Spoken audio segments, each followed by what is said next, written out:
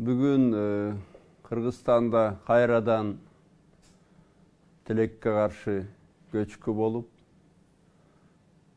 Өзгөн районунда бир кичинекей айылды 10 чакты үйдү басып калып, жетөөсүндө киши жашап аткандай. Бирок баарынан кейиштүүсү мына 2-3 күн мурун барып көчкүлө десе укпай көчпөйбүз деп şu биздин мекендештерибиз ошол жакта жашаган такыр болбой коюптур да, көчпөйбүз деп. Анан кийин мен кайгырганым мындай да, мына бүгүн биометрика жаңы паспортты жасай турган жерге келип, эскисин көрүп атабыз, жаңысын көрүп атабыз. Албетте тилегибиз дагы жакшы. Жакынкы жылдарда 3-4 жылдын ичинде кыргыздын саны 7 миллион болуп калат деп. Бирок ушундай да кайгырасың да, мен деле айылга өскөм. Албетте көчкүсү келбегендерди түшүнөм. Жазында даяр жайып турат, көчкүсү келбейт.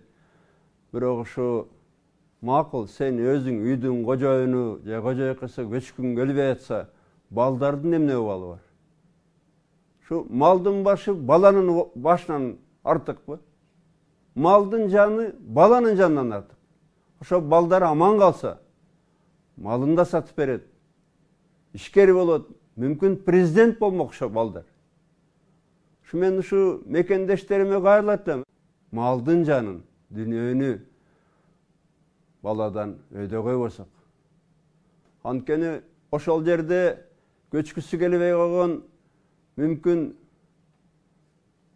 чечимди кабыл алган чоңдору да. Атасыбы, апасыбы, чоң атасыбы, чоң апасыбы, бирок балдар да кетип атпайбы? Балдарды кичине ойлош керек да.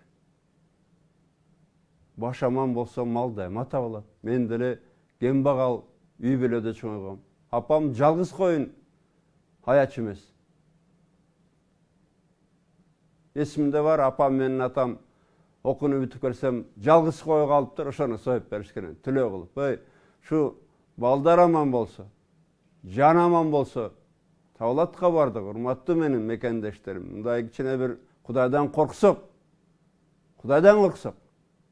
өзүң жашагың келбесе, малды өзүңөн артык көрсөң, балдардын эмне убалы бар? Ошол үйдө жашаган башка адамдардын эмне убалы кимге тиет? Ошо мына басып калган эгерде үй бүлөлөр бар болсо, ошо малын ала кетеби, мүлкүн ала кетеби?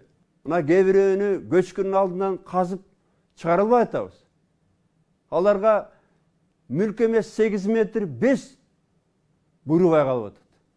Оролгонго. Анткени кээ бирөөнүн жесетин таппай атабыз да. Ошондуктан момундай кыйын мезгилде эми кичине Кудайдан коркуп, мындай сабыр этиш керек да. Ошон үчүн кайрылат элем, билип туруп көчпөй аткандарга ушу өз балдарыңардын, жакындарыңардын убалынан корксоңор, Кудайдан корксоңор,